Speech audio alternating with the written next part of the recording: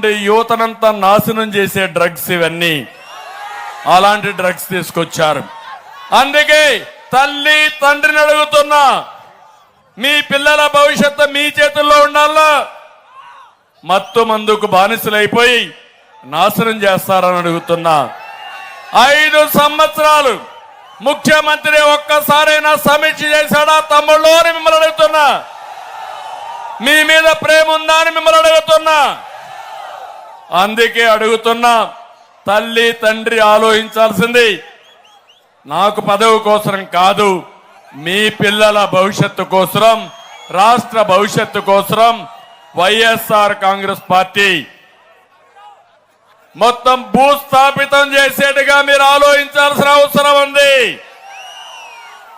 ఒక వర్గం అని కాదు, ఒక వ్యక్తిని కాదు, అందరి జీవితాలను నాశనం చేశాడు, మీ అవకాశాలను నాశనం చేశాడు.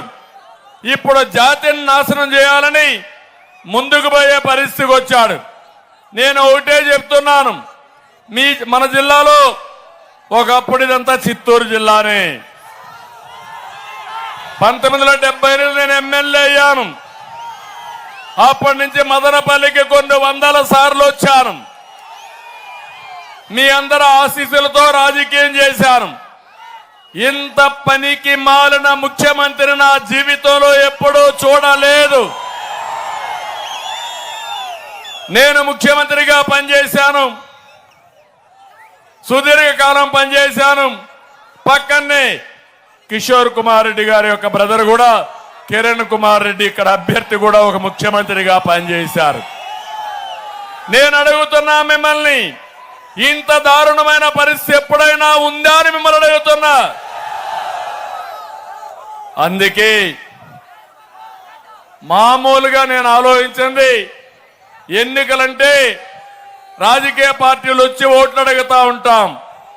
ఈసారి మాత్రం ప్రజలే ఎప్పుడెప్పుడు ఎన్నికలు వస్తాయా, మాకు ఎప్పుడెప్పుడు విముక్తి కలుగుతుందా, ఈ జలగలాంటి జగన్ పార్టీని చిత్తుగా ఓడించి ఎప్పుడెప్పుడు భూస్థాపితం చేస్తామని ఎదురు చూసే అవకాశం వచ్చింది.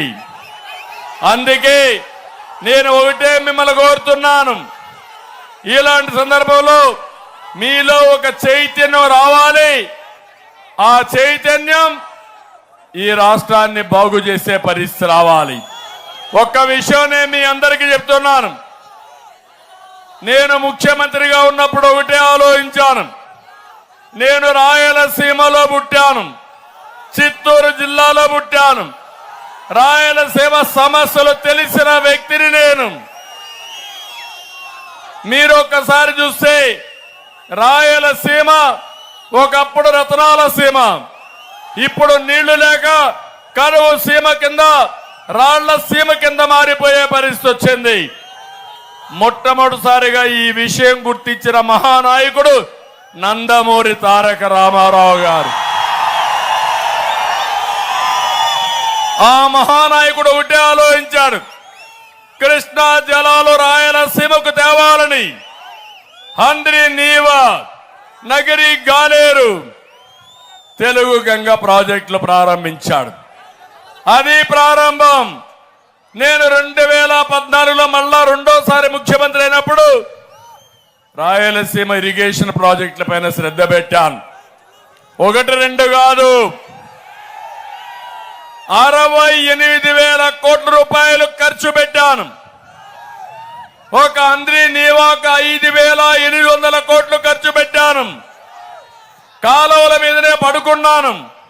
మీకు జ్ఞాపకం ఉంటుంది, మదనపల్లికి వచ్చి ఇక్కడే చెరువు దగ్గర పడుకున్న రాత్రి ఇప్పటికి కూడా నాకు జ్ఞాపకం ఉంది. దేనికోసం? కాలువలు పూర్తి కావాలని, వారం రోజులకు ఒక్కసారి నీళ్లు ఇచ్చే మదనపల్లిలో త్రాగునీటి సమస్య పరిష్కారం కావాలని, ప్రతి ఒక్క ఎకరాకు నీళ్లు ఇవ్వాలని నేను ముందుకెళ్ళా.